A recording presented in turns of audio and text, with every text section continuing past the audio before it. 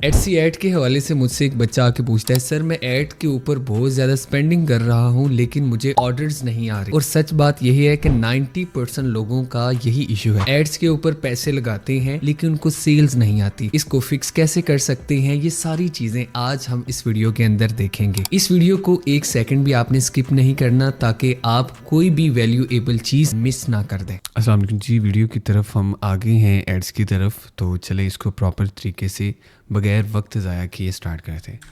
सबसे पहले आपको इस चीज़ को अंडरस्टैंड करना है, अगर आप एडसी ऐड बिना स्ट्रेटजी के चला रहे हैं तो आप बेसिकली एडसी को फ्री में पैसे दे रहे हैं। ठीक है, 90% बिगनर्स एड्स गलत तरीके से चलाते हैं और बजट वेस्ट करते हैं। ठीक है, मोस्टली होता ही ऐसे है कि जब आप एड्स चलाते हैं तो क्या होता है कि आपकी ऐड पे स्पेंडिंग होती जा रही है और आपको उतना प्रॉफिट नहीं हो रहा। ठीक है, इसका हल मैं आपको इस वीडियो के अंदर बताऊंगा। ओके, अच्छा, एडसी एड्स कब स्टार्ट करनी चाहिए?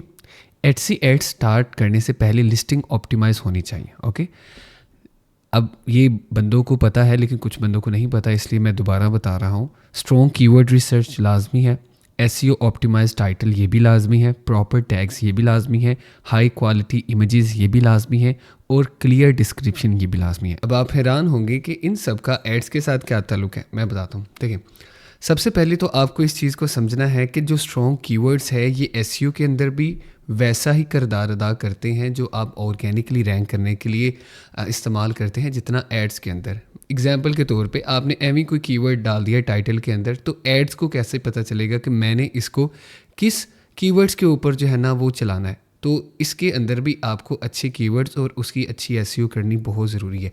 अब उसके बाद टैग्स का भी सेम ताल्लुक है, लेकिन हाई क्वालिटी इमेज का क्या ताल्लुक है? देखिए, अगर आपकी इमेज अच्छी नहीं है ना, आपकी इमेजेस जब वो खोलता है क्लाइंट कंफ्यूज होता है तो आपकी इमेज उसको बाउंस बैक करेगी। ठीक है, जो कि आपकी एड्स के लिए अच्छा नहीं है, आपको तो पैसे पड़ गए। ठीक है, ऊपर उसके बाद क्लियर डिस्क्रिप्शन। देखिए, जब एक बंदा आपकी लिस्टिंग के ऊपर क्लिक करके आ जाता है और उसके बाद उसकी डिस्क्रिप्शन पढ़ता है तो हो सकता है उसका ट्रस्ट बिल्ड ना हो और वो बैक चले जाए। ओके, और यहाँ पे एक मैं जो गोल्डन पॉइंट आपको देना चाहता हूँ कि एटलीस्ट अपनी स्टार्टिंग के अंदर आपकी जो शॉप है उसके ऊपर कुछ रिव्यूज़ होने चाहिए। ठीक है, और क्लाइंट को आप रिव्यूज़ की डिमांड कर सकते हैं, उनको बोलें कि आप ऑनेस्ट फीडबैक दें। ठीक है, तो आपको उसके अंदर बेशक आप उसको फ्री एक्स्ट्रा कोई और लिस्टिंग दे दो, फ्री कोई और भी चीज़ दे दो ताकि वो खुश होकर आपको फीडबैक दे के जाए। क्योंकि अगर आपकी शॉप के ऊपर 5 स्टार रिव्यू होगा ना स्टार्टिंग के अंदर तो क्लाइंट का ट्रस्ट बिल्ड होगा। ओके, चलिए, बजट कितना होना चाहिए? देखिए, बिगिनर स्ट्रेटजी के अंदर आपको $1 से $3 पर डे रखना चाहिए, इससे ज़्यादा नहीं।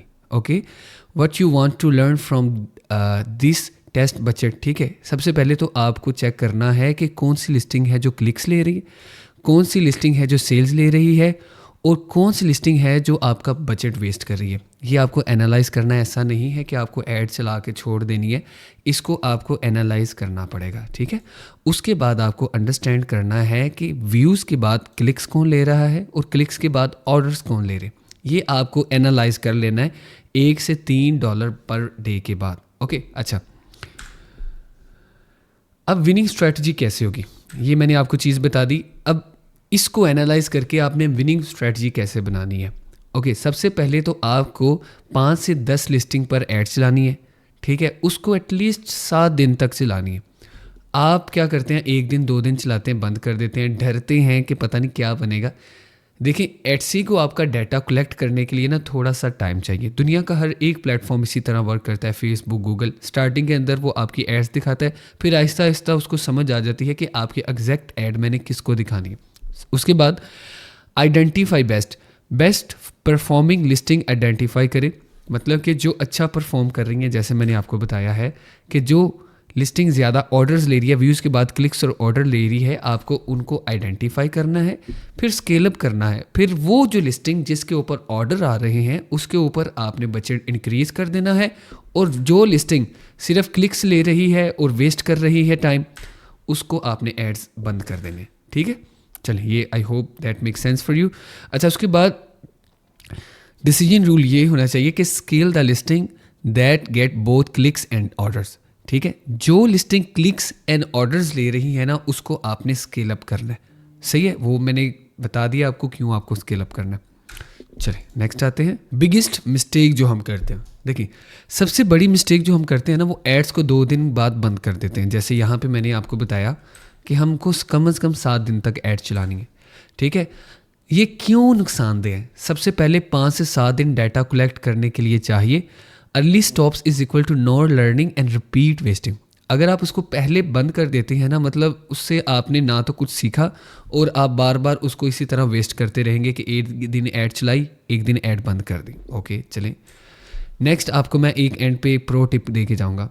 प्रो टिप क्या है? To get better Etsy ads results, high demand keyword use करने हैं आपने, जैसे मैंने आपको स्टार्टिंग के अंदर बताया कि जिसकी सर्चेज ज़्यादा है, ठीक है। अट्रैक्टिव इमेजेस बनानी है और मल्टीपल लिस्टिंग टेस्ट करनी है। मतलब एक लिस्टिंग के ऊपर आपने ऐड नहीं चलानी, आपको डिफरेंट लिस्टिंग के ऊपर ऐड चलानी है। हो सकता है आपकी कोई लिस्टिंग ऐड के ऊपर परफॉर्म करना स्टार्ट कर दे। ओके अच्छा, उसके बाद आपको ना कुछ जो है ना वो मिनी एक्शंस लेने हैं।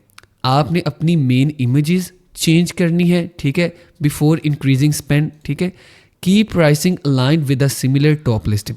ऐसा नहीं है कि आपने ऐड चला दी है तो आपकी मर्ज़ी है कि जिस मर्ज़ी प्राइस पे आपने बेचना है वही प्राइस पे आप बेच सकते हैं, जो कि आपकी ऑलरेडी कंपेटिटर बेच रहे हैं। मार्केट को ख़राब भी नहीं करते कि एक बंदा $10 की बेच रहा है, $1 की आप बेचना स्टार्ट कर दें। अगर 10 की है, 9 की बेचना स्टार्ट कर दो। आप लो में जाना चाहते हो, लेकिन बिल्कुल उसको यार $1 पे ना बेचो, मार्केट नहीं ख़राब करते। ओके अच्छा, दूसरी प्रो टिप यहाँ पे जो नहीं लिखी वो मैं आपको बता दूँ, वो ये है कि जब भी आप एड्स रन करते हैं ना, अगर वो परफॉर्म नहीं कर रही उसको बंद कर दो, फिर उसको 1 वीक के बाद चलाओ। आप उसके अंदर एक वाज़िया फ़र्क पाएंगे, लेकिन उसको दोबारा चलाने के बाद आपको 7 दिन तक चलानी है।